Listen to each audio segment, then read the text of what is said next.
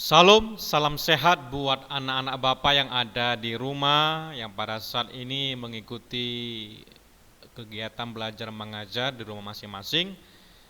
Semoga Tuhan menyertai kehidupan kita dan kita sama-sama mendoakan situasi pada saat ini, dan biarlah Tuhan memulihkan keadaan kita dan kita boleh bertatap muka dalam kegiatan belajar mengajar kita.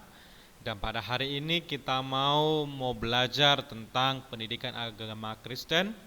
Sebelum kita memulai setiap pembelajaran kita satukan hati kita berdoa kepada Tuhan. Kita berdoa, Bapa kami surga, terima kasih Tuhan buat waktu dan kesempatan yang Tuhan berikan kepada kami. Kami mau menyerahkan kegiatan belajar mengajar kami dan berkati kami sebagai guru dan peserta didik, sehingga pengetahuan yang akan dibagikan dan anak-anak Tuhan dapat mengerti dan memahaminya dan bahkan melakukannya dalam kehidupan mereka. Terima kasih Tuhan, kami berdoa dan mengucap syukur kepadamu. Amin. Baiklah nak, kepada kita semua yang ada di rumah dan maupun dimanapun berada, kita pada hari ini mau belajar tentang mengapa bergantung kepada Allah. Mengapa bergantung kepada Allah? Mengapa kita harus bergantung kepada Allah? Yang pertama adalah karena Allah adalah pencipta. Kemudian karena Allah adalah sumber kehidupan. Ketiga adalah karena Allah adalah sumber pengharapan. Dan selanjutnya adalah karena Allah adalah sumber penolong dalam kehidupan kita. Kemudian terakhir adalah mengapa kita harus bergantung kepada Allah, karena Allah adalah sumber kekuatan. Jadi ada 5 sebagai dasar mengapa kita harus bergantung kepada Allah.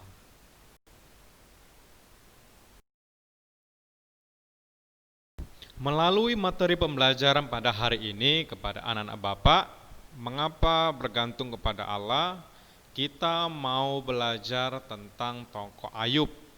Di sini kita melihat, kita akan diajak memahami bagaimana kisah Ayub yang selalu bergantung kepada Allah, yang tetap setia kepada Allah dalam kehidupannya. Meskipun yang terjadi baik itu suka maupun duka, baik itu pergumulan, persoalan yang dialami Ayub, namun dia tetap bergantung kepada Allah. Kemudian kita mau belajar tentang kisah Ayub. Yang pertama adalah Ayub orang yang berbudi luhur dan sangat kaya. Lalu Ayub juga tinggal di kota Uz.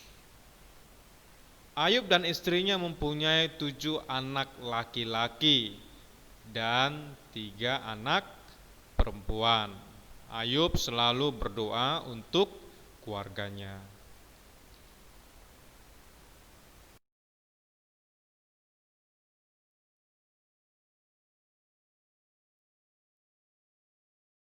Kemudian dari kisah Ayub kita juga mau belajar bahwa Ayub adalah orang yang paling kaya dan paling terkenal di negeri itu. Coba kita bayangkan, kambing dombanya 7.000 ekor, luar biasa banyaknya ya. Untanya 3.000, lembu 1.000, dan keledai betinanya 500 ekor. Kalau kita hitung sangat banyak. Jadi ini yang membuat Ayub menjadi orang yang paling kaya pada saat itu, karena dia memiliki banyak harta, dia memiliki uang banyak, dia memiliki ternak yang cukup banyak. Dan tidak hanya itu, Ayub memiliki beratus-ratus pembantu laki-laki dan perempuan.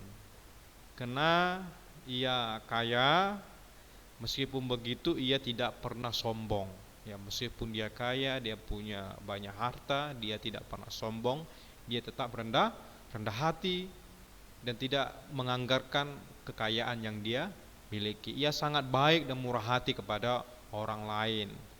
Ia juga suka menolong orang-orang miskin yang datang kepadanya. Begitu juga kepada kita, kepada anak-anak Tuhan. Ya, kita tetap harus murah hati, harus berbaik hati, tidak sombong, dan kita harus menolong orang lain.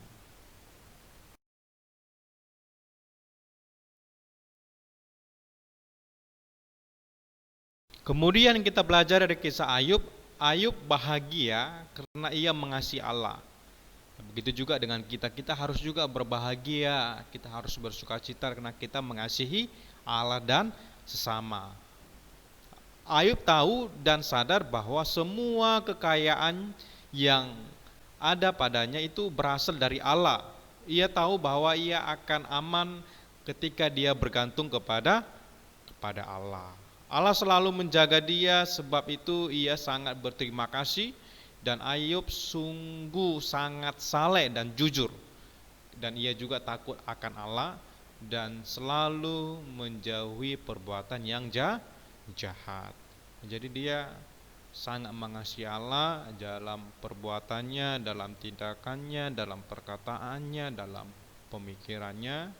Dia menjauhi segala perbuatan yang jahat. Dan bahkan juga Ayub rajin berdoa, memohon ampun kepada Allah jika anak-anaknya melakukan kesalahan dan berbuat dosa. Ya, jadi kepada kita, kepada anak-anak Bapak, peserta didik, kita diajak seperti Ayub, yang selalu mengasihi Allah, yang selalu jujur, yang selalu berbuat baik, dan selalu rajin berdoa, rajin membaca Alkitab, dan selalu rajin memuji nama Tuhan dimanapun kita berada.